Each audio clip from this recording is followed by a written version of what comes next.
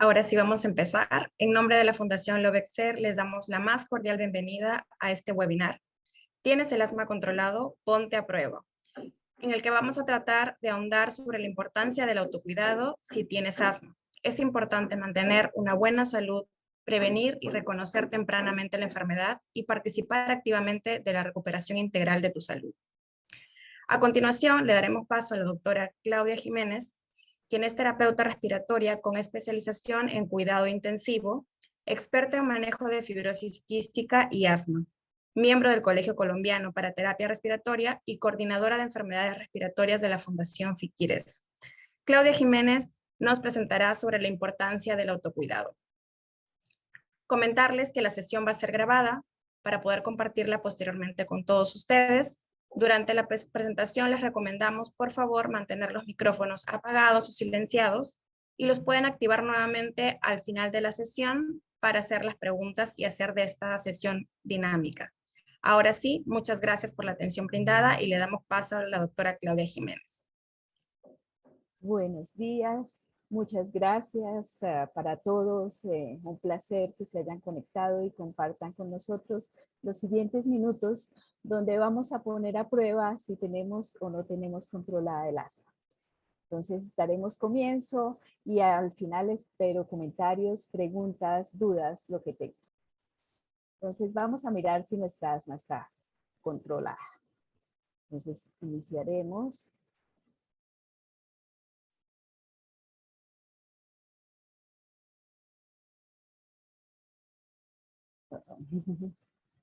Bueno, aquí estoy teniendo, ok. Bueno, entonces vamos a mirar cómo tenemos nuestra asma controlada.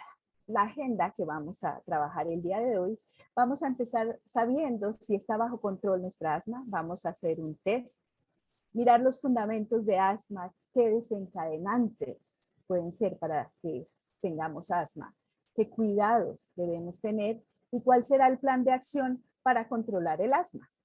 Entonces, empezaremos con este cuestionario. Vamos a hacer un cuestionario donde lo vamos a hacer al tiempo. Ustedes ven, ahí está el link si quieren conectarse y lo quieren ir haciendo conmigo para que vean, y es la primera prueba que vamos a hacer. Lo vamos a hacer juntos, es algo muy sencillo, donde vamos a ver que si tenemos nuestra asma controlada.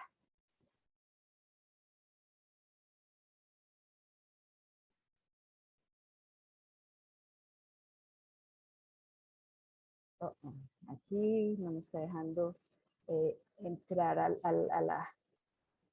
al cuestionario. Claudia, ¿puedes en todo caso copiar el link y ponerlo en una página de internet? Yo creo que sí. Creo que nos va a tocar, sí señora, porque no me está dejando aquí entrar directo. Entonces vamos a cerrar todas estas pestañitas y vamos a mirar si podemos copiar. Aquí tenemos, ya se me pasó al otro. Vamos a mirar a ver si aquí sí ya nos deja. Ya nos deja. No nos deja aquí. Espérate a ver. No, Andrea, no me está dejando. ¿Será que tú me pones el cuestionario? Sí. Yo dejo de compartir y pones el cuestionario. Sí, te lo comparto. Eso. Entonces, por favor. Es un cuestionario que es muy sencillo, en el link que les estábamos mostrando, donde vamos a contestar unas preguntas que son muy sencillas. Y ahí nos va a dar un puntaje. Ese puntaje va a ver si estamos haciendo bien las cosas o no. Entonces aquí tenemos el cuestionario.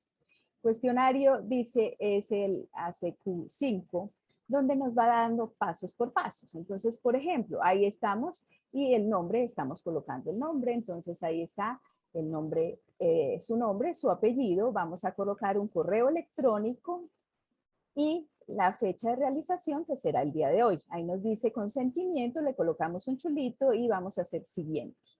Cuando pasamos a siguiente, ya nos va a empezar a preguntar cómo estamos. Este es el cuestionario. Entonces nos pregunta primero, ¿cuántas veces en la noche lo ha despertado el asma durante los últimos 7 días? nos da varias opciones. Ustedes van a colocar la que se adapte a ustedes. Nunca, casi nunca, unas cuantas veces, muchas veces, muchísimas veces, o no puede dormir por el asma. Entonces vamos a colocar que varias veces en la noche nos hemos despertado. La segunda pregunta dice, al despertarse en la mañana, ¿qué tan graves han sido sus síntomas de asma durante los últimos 7 días? Vemos todos los datos que nos dan ahí y vamos a colocar que los síntomas un tanto graves. Vamos a ver que no hemos estado muy bien, entonces vamos a colocar un tanto graves. La tercera pregunta nos dice, ¿qué tan limitado has estado en las actividades por el asma? Vamos a decir que moderadamente hemos estado limitados. Entonces colocamos ahí moderadamente. La siguiente pregunta, ¿qué tanta falta de aire has sentido debido al asma en los últimos 7 días? Entonces, ¿qué tanto aire les ha faltado? Digamos que en forma moderada. Hemos tenido forma moderada, pero pues cada cual va adaptando de acuerdo a sus necesidades. Aquí la quinta pregunta, que es la última, son solamente 5 preguntas, dice, ¿qué tanto tiempo le ha silbado el pecho durante los últimos 7 días? Entonces vamos a ver qué parte, vamos a poner aquí, por ejemplo, parte del tiempo me ha silbado. No es todo el tiempo, pero sí parte del tiempo. Esto nos da aquí al final, eso, al final ven el resultado que da, que es 3.2. Entonces ahí mismo nos va a decir un resultado y dice, tu asma no está controlada. No está solo, esta solo hace que cada día te encuentres peor. Vuelve a tomar las riendas y mantén tu asma bajo control. Ese resultado ustedes le van a colocar enviar y les va a llegar a su correo electrónico donde lo pueden compartir con su médico, con su terapeuta respiratoria y van a ir teniendo un control sobre esto. Al final les va a aparecer esto, gracias por completar el test y esperan que le llegue a su correo electrónico este resultado. Ahora les voy a decir cómo es la interpretación que ustedes tienen que hacer con él, con todo. Entonces vamos a compartir pantalla.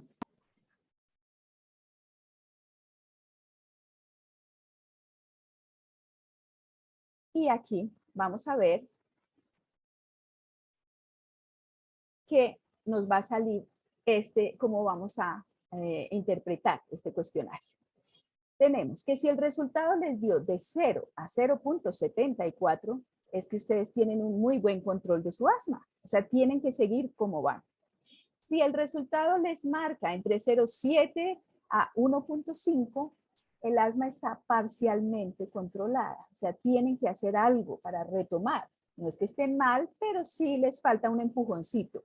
Y si está en más de 1.5, como me pasó a mí, que salió 3 punto algo, entonces ahí nos coloca que el asma no está controlada y es cuando tenemos que ponernos en firme a funcionar con todo lo que les voy a indicar y los consejos que les voy a dar a continuación. Entonces, seguimos. Y la definición, ustedes muy bien todos deben conocer qué es el asma. Pero aquí la OMS nos da una respuesta, una definición que es buenísima y nos explica que primero que el asma es una enfermedad crónica que afecta a los niños y a los adultos. No solamente es en niños, se puede aparecer en adultos. Las vías que conducen el aire a los pulmones se estrechan debido a la inflamación y a la compresión de los músculos que rodean las vías respiratorias finas. Entonces hay una inflamación y por eso tenemos el problema. Si vemos alrededor del mundo, vemos que 339 millones de personas sufren de asma. Es una patología muy común, muy fácil de encontrar en todas las partes del mundo. Y vamos a ver que en la parte latina, que estamos ahorita los latinos, vemos cómo está mal controlada el asma en un 43%. Sufren en Colombia, en Argentina, en Chile, en México. Esto fue un estudio que se hizo en el 2019, donde nos mostraba que nuestra parte latina está con un 43% de asma mal controlada. Aquí les traje esta diapositiva que me pareció muy bonita para que ustedes miren cómo es un pulmón sano y cómo es un pulmón que tiene asma. El pulmón sano lo ven ustedes ahí a mano izquierda, donde está en lila.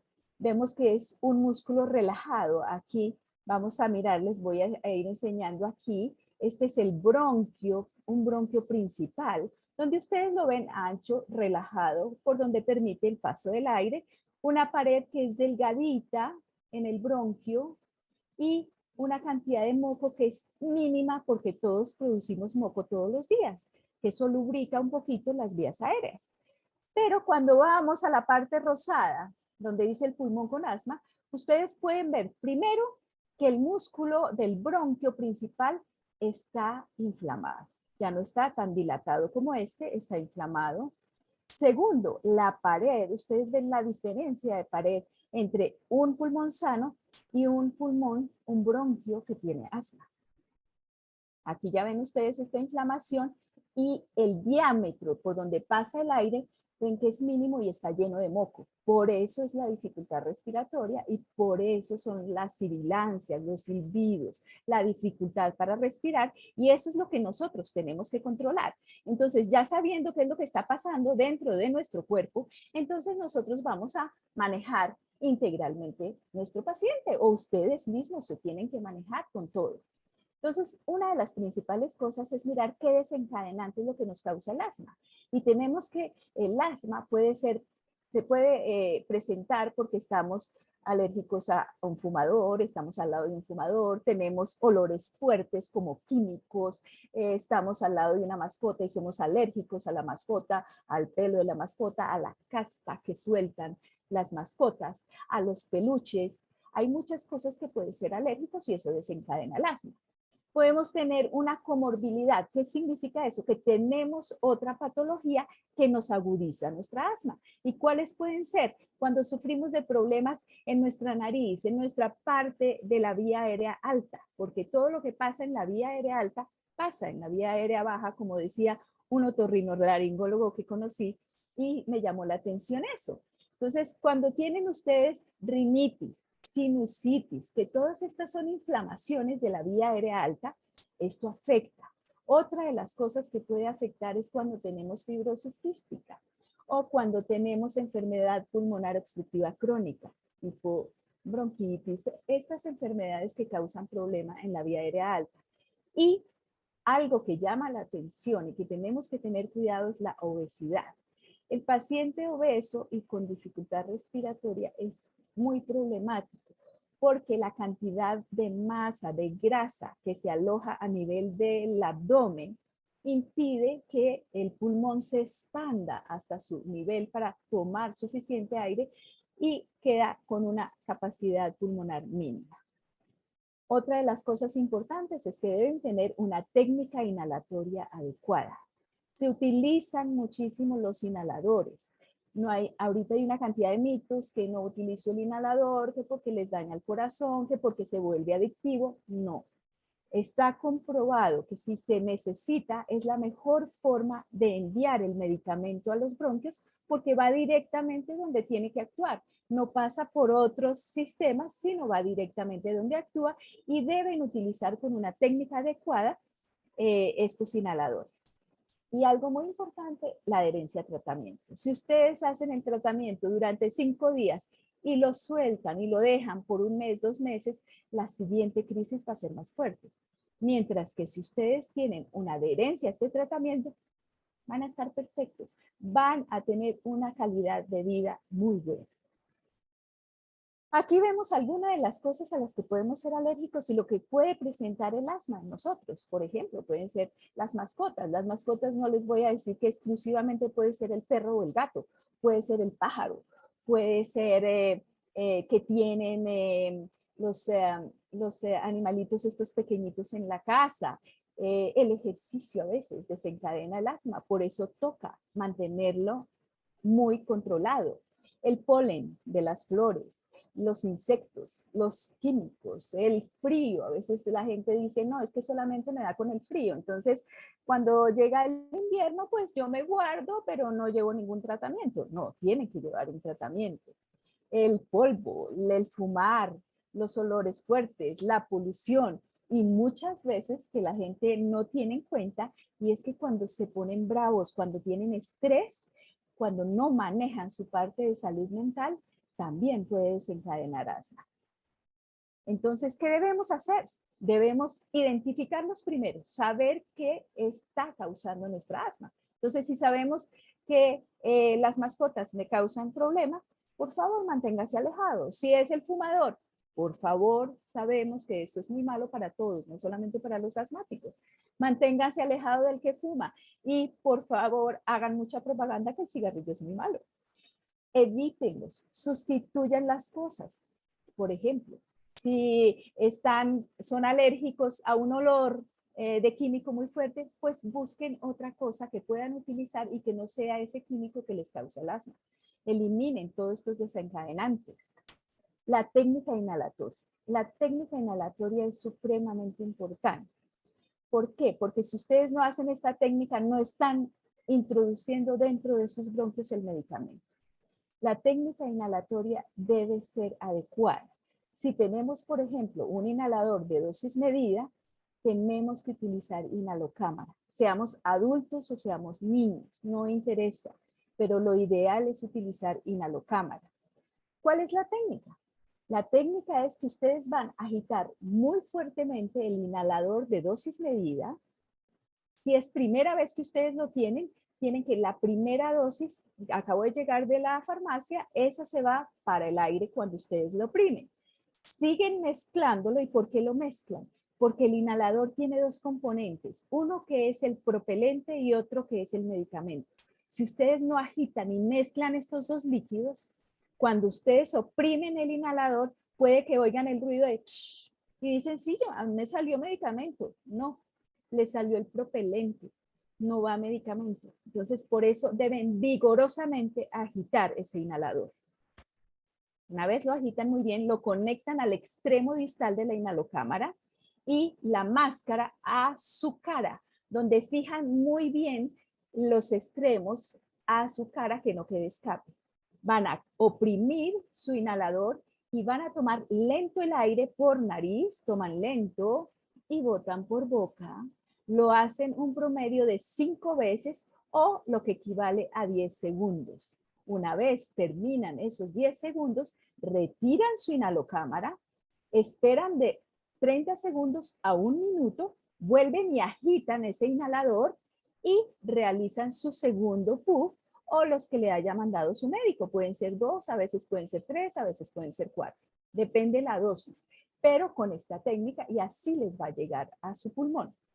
Resulta que si nosotros no tenemos esa técnica y lo estamos haciendo sin inhalocámara, no tenemos inhalocámara, tenemos que hacerlo diferente. Entonces lo que ustedes hacen es que agitan, soplan todo el aire, soplan todo el aire, colocan el inhalador en su boca, oprimen, toman aire bastante pero lento, todo, sostienen dentro 10 segundos y después botan el aire por la boca. Esperan de 30 segundos a 1 minuto para realizar el segundo puff.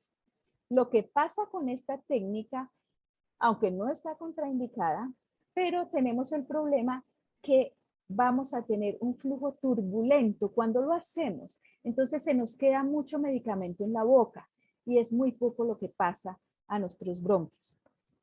De ahí la razón que sea mucho mejor utilizar inhalocámara. Si es niño, por ejemplo, tenemos un niño con estos inhaladores, lo que hacemos es que como no le podemos decir al bebé tome el aire, bote el aire, vamos a contar 10 segundos o 5 veces que su estomaguito suba y baje, que son 5 respiraciones y le hacemos la siguiente inhalación. El inhalador de polvo seco es totalmente diferente. El inhalador de polvo seco tienen que hacerlo con rapidez. Ese no es lento, como les estoy diciendo, el de dosis medida, sino es un inhalador que se hace rápido. Lo destapan, lo giran, porque ese normalmente se gira, suena un clic y inmediatamente hacen presión para tomar ese aire, para subir ese aire y que entre a sus pulmones. Los inhaladores nasales, es importante que ustedes también agiten ese inhalador y lo coloquen en una forma indicada para que entre a sus fosas nasales y a su vía aérea alta.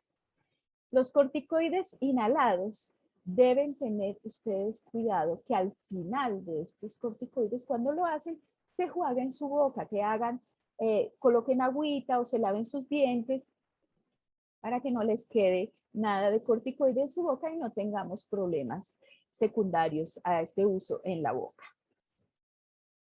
La adherencia al tratamiento. Es importantísimo que ustedes, así se sientan bien, sigan con el tratamiento de acuerdo a lo que les indica el médico y su terapeuta respiratorio. ¿Por qué? Porque la gente solamente hace, tengo asma y en el manejo la crisis, después me sentí bien y dejé el tratamiento. No, eso no se debe hacer. Ustedes se sienten bien porque están con un tratamiento adecuado. Hay momentos en que si tienen crisis tienen que incrementar ese tratamiento, pero de base deben tener un tratamiento para que no vayan a tener los desencadenamientos que no queremos. Entonces sigan las órdenes médicas, hagan la técnica adecuada, eviten esos desencadenantes, sepan cómo se va a manejar su crisis y por favor asistan a sus controles médicos. Una de las cosas que no se tiene muy en cuenta y que es bastante importante es nuestra salud mental. Cuando tenemos problemas respiratorios, la salud mental se ve muy afectada. No solamente en el paciente, sino también en todos los que están a su alrededor, porque a nadie le gusta estar viendo una persona que está tosiendo, que está respirando con dificultad y que nosotros los que estamos al lado no podemos hacer nada. Entonces, la salud mental, tanto del paciente como de su cuidador, es muy importante. Deben entender primero que todo qué es el asma. Cuando ya entienden qué es el asma, deben saber cómo la van a manejar, cuál es el tratamiento, qué debo hacer en forma diaria y qué debo hacer en los momentos de crisis, cómo actuar, qué medicamentos tengo que tener a mano. Y una de las cosas importantes es que ustedes tengan por escrito qué debo hacer cuando estoy en crisis, porque en los momentos en que uno está en crisis ni siquiera puede pensar. Entonces, tengan en una bolsita, en un cajón, la bolsita con sus medicamentos de crisis y con su guía de crisis, donde van a decir, ok, me estoy sintiendo mal, estoy tosiendo mal, me despierto en las noches 5 o 6 veces, ya no puedo subir 2 escaleras porque mi dificultad respiratoria es grande. Ustedes van a ese cajoncito, a esa bolsita donde tienen sus indicaciones y van a hacer su manejo de crisis. Pero para no llegar muy frecuentemente a estos manejos de crisis, tengan adherencia al tratamiento y saben lo que tienen que hacer regularmente. El ejercicio físico es importantísimo. No interesa que tengamos enfermedades respiratorias. El ejercicio físico siempre está indicado. Lo que pasa es que tenemos que tener controlado nuestro problema respiratorio para poder hacer ejercicio. Tener asma no es una contraindicación para hacer ejercicio. El ejercicio, ¿qué pasa? Nos ayuda a mejorar nuestra capacidad pulmonar, a mejorar los músculos, a tener contacto con el resto de humanidad, a relajar nuestra respiración, a mejorar la circulación, las articulaciones. Entonces, es muy bueno el ejercicio, pero si ustedes tienen muchos ataques de asma y ven que cuando están haciendo ejercicio se aumentan, pidan la guía de su profesional de la salud, que él les va a ir indicando qué deben hacer antes de hacer ejercicio. Lo ideal es que si ustedes tienen asma post ejercicio, antes de realizar el ejercicio deben hacer los inhaladores. Hagan los inhaladores con una buena técnica, hidrátense muy bien. Sobre todo si ustedes están en climas muy calientes, donde sudan muchísimo, deben tener una hidratación muy buena para que puedan responder a esta sudoración y a este cansancio que nos causa el ejercicio, pero de ninguna manera está contraindicado el ejercicio. Toca saberlo manejar. Tenemos que tener siempre el plan de acción, como les estaba comentando. Entonces, los medicamentos deben estar en un lugar donde ustedes siempre los van a encontrar. No es que los dejen un día en un sitio, otro día en otro sitio, y cuando los necesitan no los van a encontrar. Deben saber cuáles son los medicamentos que les prescribió su médico, cuáles son las dosis, cuál es el horario, porque es importantísimo tener un horario para todos nuestros medicamentos. Otra de las cosas que ustedes deben tener es un medidor de flujo máximo o el flujo pico, que ya se los voy a mostrar. Y tienen que saber cuándo asistir a urgencias y cuándo no asistir a urgencias. Porque si ustedes pueden manejar su asma en casa, si saben cómo manejar una crisis, no tienen que desplazarse al servicio de urgencias. Pero hay momentos en que se sale de las manos y tienen que recurrir al servicio de urgencias y ya les voy a explicar cuándo es eso. Los medicamentos. Aquí tenemos algunos de ellos. Por ejemplo, está el de dosis medida, el corticoide, que son medicamentos que se utilizan todos los días. Ténganlos muy a mano. Miren cómo está la cantidad de dosis que les va quedando, cuánto tiempo llevan utilizándolo, cuándo se vence cada uno de estos medicamentos.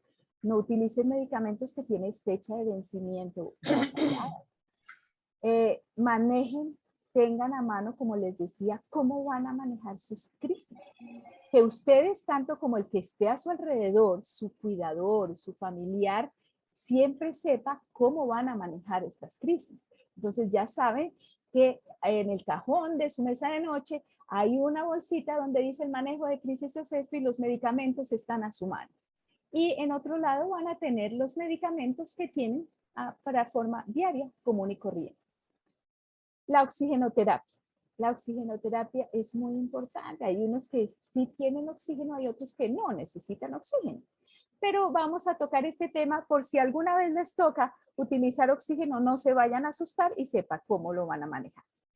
El oxígeno es un medicamento, o sea, nosotros solamente lo tenemos que utilizar si lo necesitamos. No lo van a utilizar cuando no lo necesitan. ¿Cuándo no lo necesitan? Cuando tienen una saturación, una oxigenación adecuada, cuando no tienen ninguna dificultad respiratoria, cuando no tienen ningún problema respiratorio y cuando su médico no les ha dicho que todavía lo necesitan. Ahí no hay problema. Pero si nuestro médico dice, ok, ya le toca utilizarlo, aunque sea en las noches un poquito, porque se le está bajando mucho su oxigenación, les voy a mostrar los equipos que pueden ustedes utilizar y cómo los van a utilizar. Aquí tenemos un concentrador fijo de oxígeno. Estos concentradores son los que se conectan a electricidad, no es para movilizarse, es para que uno se quede quietico en el sitio. Se utilizan normalmente cuando uno está durmiendo, si no lo tienen 24 horas. Se utiliza por las noches para tener una buena oxigenación donde ustedes no van a tener que desplazarse. Esto utiliza muchas veces un humidificador. Hay otros que no tienen humidificador. ¿Qué significa ese humidificador? Es donde colocamos el agüita para que el oxígeno que les pase a ustedes no esté seco y no nos irrite las fosas nasales y las vías respiratorias altas. Estos humidificadores deben tener cuidado porque deben estar con muy buena higiene. El límite del agua que se coloca debe ser donde marca ese frasquito que marca un límite. Ahí es donde debe colocar uno el agua. No deben ni pasarse ese límite ni tener el mínimo de agua porque vamos a tener problemas. Siempre vamos a tener un cilindro de backup. ¿Qué quiere decir eso? Que si se fue la luz y necesitamos oxígeno, siempre va a haber un cilindro que podemos conectarlo mientras regresa la luz. Entonces siempre debemos contar, así tengamos este concentrador eléctrico con un cilindro por si acaso se nos va el servicio de la luz. Vamos a tener unos concentradores portátiles, que son los que ustedes ven aquí que les estoy señalando. Estos concentradores portátiles son muy fáciles de cargar, son muy sencillos de manejar, pero tienen que tener cuidado que esas baterías que tienen ellos estén siempre cargadas, porque a veces ustedes se les olvida, no cargan su batería y es como cargar la batería de un celular, tiene que estar cargada. Entonces se carga eléctricamente o muchas veces tienen dispositivos cuando uno va en el carro que también se puede conectar en el carro para que funcione. Estos dispositivos, estos equipos portátiles, los llamamos a pulso. ¿Qué quiere decir que es a pulso? Que si ustedes respiran o toman la inspiración, el concentrador les manda su oxígeno. Pero si ustedes ya están en un momento en que no tienen fuerza para tomar esa inspiración, estos concentradores portátiles no sirven. Hay otros un poquito más grandes que son de flujo continuo y todo el tiempo les va dando flujo igual que si fuera un fijo o igual que si fuera un cilindro. Pero estos portátiles tienen que tener cuidado si ustedes tienen la suficiente fuerza para inspirar y que se dispare adecuadamente el oxígeno para que les llegue a sus vías aéreas. Otra de las formas de tener oxígeno que se utiliza ya cuando el paciente necesita muchísimos litros de oxígeno es el oxígeno líquido. Entonces son estos termos que ustedes ven aquí y tienen también termo portátil o termo fijo, que es el que se queda en la casa. Pero eso es cuando ya necesitamos una cantidad de litraje muy alto, ya es cuando necesitamos 7, 8, 10 litros, que pues en asma normalmente no es muy frecuente que utilicemos tantos litros. El medidor de flujo máximo. Nos interesa mucho que todo asmático tenga estos dispositivos. Son muy sencillos. Aquí, como ustedes los ven, hay de muchas clases. Aquí vemos 3 clases que son manuales y aquí vemos uno electrónico y hay otros ahora con el celular. Son dispositivos que nos ayudan a saber cuánto flujo estamos botando, cuánto aire estamos botando, cuánto aire está saliendo de nuestros pulmones. Cuando nosotros tenemos asma, y como se los mostré al principio, el problema es para sacar el aire, porque cuando vamos a expirar, es que nuestros bronquios están inflamados y no permite que el aire salga suficiente. Entonces, tenemos que tener alguno de estos dispositivos donde nosotros colocamos en nuestra boca este extremo, tomamos aire profundamente, soplamos fuertemente y ese suplido debe estar en un rango que nuestro médico o nuestro terapeuta nos tiene que indicar. Para usted es normal tenerlo entre, por ejemplo, 300 y 400. Si usted está por debajo de 200, por favor, llame a su médico o inicie un tratamiento de rescate. Pero ahí es donde nosotros vamos a ir evaluando cómo va nuestra asma en el momento en que nos estamos sintiendo mal. Por ejemplo, este dispositivo ya no lo va dando con números exactos. Entonces, ustedes ven aquí ya cuánto está y ya les van a decir si está por debajo de tanto, es que usted tiene que iniciar su tratamiento de rescate. Pero eso depende qué tan altos sean ustedes, si son hombres o si son mujeres, qué edad tienen. Entonces hay unos rangos normales de acuerdo a su edad y a su estadio, que su médico es el que les va a indicar cómo deben llevarlo, cuándo deben hacer tratamiento de rescate y cuándo tienen que salir a urgencias o cuándo lo tienen totalmente controlado. Pero es importante que tengan estos dispositivos. ¿Cuándo vamos a asistir a urgencias? Ustedes ven y saben que cuando uno está respirando mal, siempre hay un miedo, hay un susto de tener que asistir a urgencias. ¿Qué me va a pasar? Entonces, les voy a mostrar qué signos de alarma cuando están en crisis y que ustedes deben recurrir a un centro de salud o a un hospital para que los manejen. Entonces, por ejemplo, si sus uñas o sus labios ya están grisosos, azules, porque no está llegando suficiente oxígeno. Si están escuchando muy frecuentemente estos silbidos, estos pitos que no pasan, a pesar que ustedes utilizaron un inhalador de rescate. Estás muy irritable, no quieres que te hablen, te sientes como adormilado, que no puedes caminar, como que se bajaron todas las energías, aquí hay algo que no está funcionando. Vemos que cuando estamos respirando en el cuello o en las clavículas o en las costillas, vemos que se hunde nuestra piel, que se hunde cuando estamos tomando aire, se hunde, cosa que no debería suceder. Cuando las alas de la nariz se están moviendo para respirar, estas alas de la nariz, si ustedes ven, normalmente cuando respiramos no se mueven, están normal. Pero si yo estoy en dificultad respiratoria, lo que hago es y empiezan a moverse y empiezo a hacer un esfuerzo para poder respirar. Entonces, estoy quieto y sin embargo tengo dificultad para respirar. Hice mi inhalación, pero sigo con dificultad. Aumento las veces que estoy respirando, ya siento que estoy respirando muy rápido. Estoy respirando más rápido y más superficial. Y Siento que mi corazón ya se va a salir, que está muy rápido, mi pulso está rápido, yo alcanzo a sentir las palpitaciones de mi corazón. A pesar de que he tratado de colocarme los inhaladores de rescate, el manejo de crisis que me dio el doctor, lo que tengo por escrito y no cede, ahí es cuando ustedes tienen que ir a un centro médico.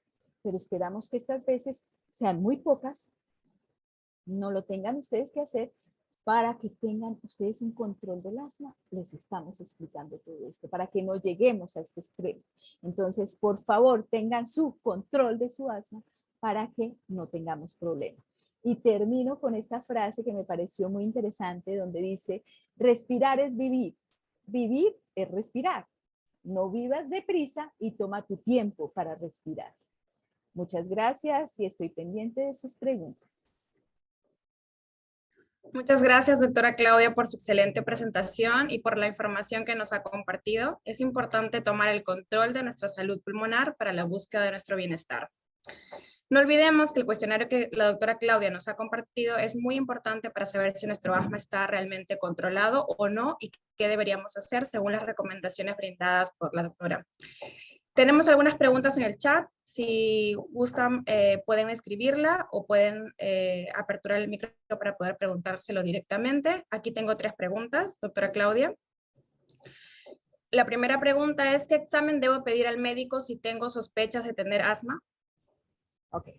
Primero asistes al médico y le das tus síntomas, porque tú no puedes llegarle al médico y decirle de una vez quiero tal examen. Él sabrá qué examen qué necesitas. Pero lo que normalmente se utiliza es una espirometría y unos rayos X de tórax. Es lo más común y saber cómo está tu saturación. Entonces, con un oxímetro de pulso vamos a saber qué tanta oxigenación tiene. Muchas gracias, doctora Claudia. Otra pregunta también nos llega por aquí. Tras 5 años de usar inhalador, llegó el momento que me provocaba disnea. Dejé el inhalador por 10 días y mejoré en 24 horas. He retomado el medicamento, media dosis, y por ahora me funciona bien. ¿Qué ejercicios rehabilitadores bronquiopulmonares me recomendaría? Bueno. Es importante primero que la técnica y la dosis que estés haciendo sea la indicada, porque no todos los pacientes tienen la misma dosis. Entonces, si tienes técnica y dosis indicada, los ejercicios respiratorios que tienes que hacer primero es aprender a respirar. ¿Cómo vas a aprender a respirar normalmente? Vas a estar sentado, vas a tomar aire lento por nariz, sostienes unos segundos y botas por la boca. Largo, largo, largo. Cuando tomas aire por nariz, el estómago se debe inflar. Cuando botas el aire, el estómago va hacia adentro. ¿Por qué? Esto se llama un reforzamiento diafragmático, donde el diafragma es el principal músculo de la respiración y lo tenemos que tener muy fuerte para estas crisis que hacemos. Y esa es la forma como vamos a realizar, a fortalecer este músculo. También tienes que aprender a toser. ¿Cómo se aprende a toser? Tomas aire por nariz y toses.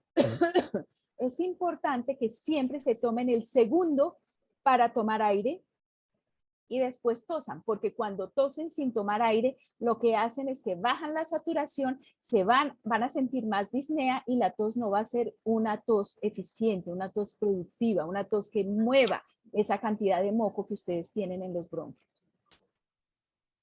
Excelente, doctora Claudia. Otra pregunta por aquí. Si no tomo los medicamentos prescritos según las indicaciones médicas y tengo asma leve, ¿puedo llegar a tener asma grave? Sí, muy cierto. No es que 100% eso sea verdadero, porque puedes quedarte en un estadio medio, pero lo más frecuente es que esto que no está totalmente controlado se vuelva un asma grave. Por eso es tan importante la adherencia al tratamiento, las buenas técnicas, el ejercicio físico, la buena alimentación, el cuidarse de los cambios bruscos de temperatura. Todo eso influye en estar alejado de todos los contaminantes. Esto nos ayuda para que tus bronquios no empiecen a sufrir y a sufrir hasta que se irritan tanto que a medida que tú metes y metes más medicamento, vas a ver que en lugar de disminuir el medicamento, vas a necesitar más. Entonces, trata de controlarlo mientras se pueda controlar con cosas sencillas, fáciles, para no llegar a un estadio grave. Perfecto. Otra pregunta por aquí, ¿cómo manejar el asma y la pleuritis? Bueno, la pleuritis es algo muy diferente. La pleuritis es una inflamación de la pleura. ¿Qué es la pleura? La pleura es una membrana que envuelve el pulmón. Entonces son dos cosas diferentes. Estamos hablando o lo que pasa por fuera del pulmón, que es la pleuritis, que es esta inflamación, y lo que pasa por dentro, que son los bronquios inflamados, que es el asma. Entonces, la pleuritis nos da un problema restrictivo. ¿Qué quiere decir eso? Que cuando tú vas a tomar el aire, el pulmón se siente como en una reja que no se deja expandir porque esa membrana está inflamado. Mientras que si tienes asma, como les decía, el problema es cuando vas a botar el aire. Cuando vas a soplar es la dificultad, no cuando vas a ingresar el aire. Entonces son dos patologías totalmente diferentes que se manejan diferente. Perfecto. Otra pregunta, agradecemos a la audiencia. Al momento tenemos 71 conectados por el dinamismo que están presentando con las preguntas. Otra pregunta, doctora Claudia, ¿la ansiedad contribuye a la crisis de asma? Sí, sí, eso sí está comprobado. Porque cuando estamos ansiosos empezamos a respirar muy rápido. Al respirar muy rápido, la frecuencia cardíaca se dispara, la saturación de oxígeno nos va a cambiar, el CO2 que normalmente uno tiene en su cuerpo para mantener un equilibrio se va. Entonces empezamos a sentir sudoración, empezamos a sentir hormigueo. Entonces, lo primero cuando tenemos una dificultad respiratoria es tranquilizarnos, sentarnos y empezar a respirar tranquilamente como les enseñé. No deben mover los hombros, no deben tomar aire y hacer esto. Eso está totalmente contraindicado porque cada vez que ustedes hacen esto, la nariz obstruye, los músculos quedan forzados, no dejan pasar suavemente el aire y vamos a respirar con más dificultad. Entonces, cuando hay ansiedad, lo primero es siéntese, relájese y empiece a respirar tranquilo por nariz, lento toma el aire y bota largo por boca, hace sus medicamentos inhalados tranquilo, porque si los hace rápido se le quedan aquí y no le pasan al bronquio, entonces no van a funcionar y les va a dar más ansiedad. Entonces manejen esas dos cosas adecuadamente. Perfecto. Otra pregunta, ¿a qué se le considera asma grave? Asma grave es cuando los medicamentos básicos no te están funcionando, ya necesitas algo más, ya necesitas un cuidado más cercano, muchas veces hospitalización y tu oxígeno va a ser casi 24 horas. Entonces ya cuando no es el manejo que es solamente unos inhaladores 2, 3 veces al día, ya vemos que no es un inhalador, ya son 2 o 3 inhaladores, ya tenemos que ayudarnos de otro medicamento y que no podemos hacer ejercicio porque nuestros bronquios se cierran, eso ya llamamos asma grave. Perfecto. ¿Cuánto debe marcar el flujómetro para que se considere normal? Depende la talla, el sexo y el peso del paciente y en qué estadio está. Porque si es una persona, si es una señora bajita, digamos que mide 1,50 y es obesa, va a tener unos rangos normales al señor que mide 1,80 y que pesa 80 kilos. Entonces, depende qué personaje tengo. Eso va de acuerdo a cada paciente, que eso se los va a equilibrar el médico o el terapeuta respiratorio, les va a decir que es normal para ustedes. Otra pregunta, ¿cómo manejar una crisis de asma?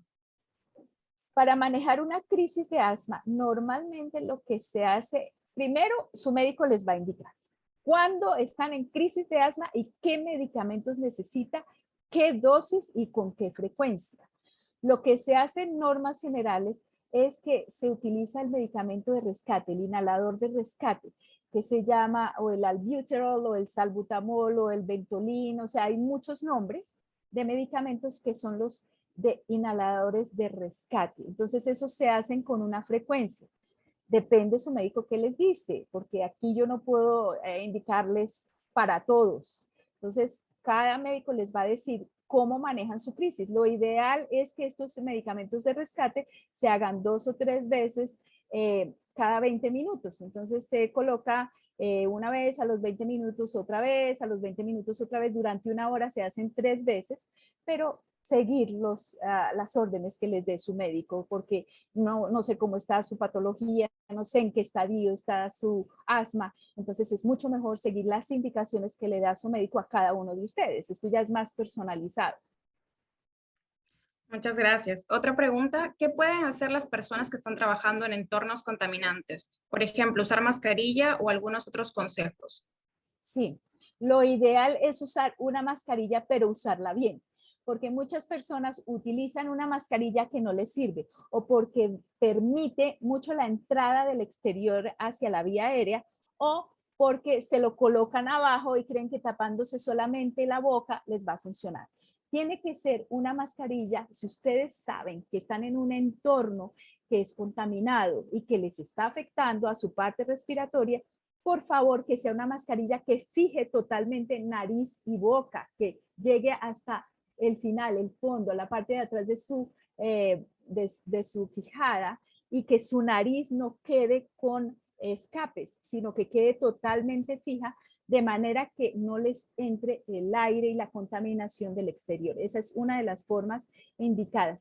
Y por favor, algo muy importante también es sus manitos, lavado de manitos, traten de ventilar el aire con ventanas abiertas si es que se puede, pero la ventilación en las habitaciones es supremamente importante.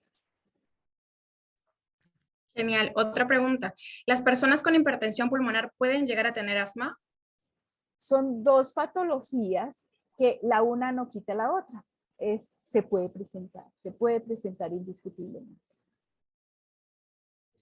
Ok. Otra pregunta, ¿qué apoyo podríamos dar a las personas que tengan dificultad respiratoria post-COVID? Post-COVID. Post-COVID se ha visto muchísimo problema y aún persisten las personas con este problema para respirar. Una de las cosas, primero tenemos que ver que el paciente ha sido controlado por un médico donde sabemos cómo está su parte interna. O sea, sabemos que respiratoriamente si tiene una obstrucción, si no tiene, si le hicieron espirometría, si le hicieron rayos X de tórax, cómo va eso anatómicamente. Y otro de los manejos es la parte de ansiedad y de estrés. Mucho paciente de COVID que tuvo dificultad respiratoria quedó con esa sensación que todo el tiempo no puede respirar, que no puede, la ansiedad lo está matando. Entonces tenemos que enseñarle cómo va a respirar, entonces a relajarse primero. Por ejemplo, si es un paciente que el médico dice, no quedó ningún daño del COVID, no quedó ningún daño en sus bronquios, no quedó con ninguna restricción, porque normalmente lo que hace el COVID es que deja una fibrosis pulmonar, o sea que el pulmón queda un poquito más duro. Pero si no quedó con nada de eso y el paciente sigue sintiendo que no puede respirar bien, que le falta la respiración, manejemos la rehabilitación pulmonar. ¿Cómo es? Ejercicios respiratorios, relajación, tranquilidad al respirar y un aire muy bien ventilado. La parte psicológica juega un papel muy importante en estos casos. Muchas gracias, doctora Claudia. Aquí tengo una pregunta de la señora Claudia Correa. Tengo siempre la IG alta en 1000 UI milímetros, lo que implica siempre un problema alérgico y por lo tanto soy asmática desde los 22 años y Sí, actualmente tengo 60 años. Estoy sí. en tratamiento con neumólogo. Por más que utilice inhaladores en polvo seco o de rescate, si no tengo tratamiento con monoclonales como omazilumab, voy a sufrir siempre de asma y alergias. ¿Es correcto esto? Es cierto, es cierto. Vas a tener que manejar estos medicamentos que veo que ya los tienes, los monoclonales. Esos son buenísimos, pero los tienes que hacer como se indican. Acuérdate que estos son con autoinyección o va alguien y te los inyecta cada ciertos meses. Si mantienes eso, normalmente se controla cuando tienen la inmunoglobulina tan alta. Entonces, tengo varios pacientes que les ha funcionado mucho. Espero que a ti te funcione. Sigue con juiciosa, con adherencia a tratamiento. Evita todo lo que te está causando la alergia, el desencadenante, para que tengas calidad de vida. Muchas gracias, doctora Claudia. Otra pregunta, ¿cada cuánto es recomendable que el paciente consulte o sea evaluado por el neumólogo o alergólogo para poder controlar el asma? Normalmente al inicio, cuando hasta ahora están viendo cómo se adaptan a un tratamiento y cómo reaccionan a un tratamiento, normalmente el neumólogo dice nos vamos a ver cada mes. Pero cuando ya está controlado, este control puede ser cada 3 meses, a veces cada 6 meses, y si siguen muy bien, una vez al año, pero no dejar pasar más de una vez al año. Muchas gracias, doctora Claudia. Ha sido una sesión muy dinámica. Ahora sí, bueno, agradecemos nuevamente por su excelente ponencia. Agradecemos a todos los participantes por haberse conectado y hacer realidad este tipo de eventos tan importantes con la finalidad de empoderarnos y conocer cómo mejorar nuestro autocuidado. Si requieren pedir alguna cita online o telefónica con la doctora Claudia Jiménez, de forma gratuita pueden consultar en su calendario para poder hacer las reservaciones. Por el chat le estaremos enviando el link para que puedan agendar alguna cita con ella. Alguna duda o consulta que requieran, pues la doctora Claudia estará a su disposición. Les estaremos enviando contenido sobre este tema por correo electrónico, así que le invitamos a revisar su bandeja de entrada o spam y también los animamos a seguir en las redes sociales para futuras actividades. Por último, lanzaremos una encuesta al final de esta charla para poder saber si este webinar les resultó interesante y dejarnos comentarios o sugerencias para futuras actividades. Hasta pronto y muchas gracias. Muchas gracias.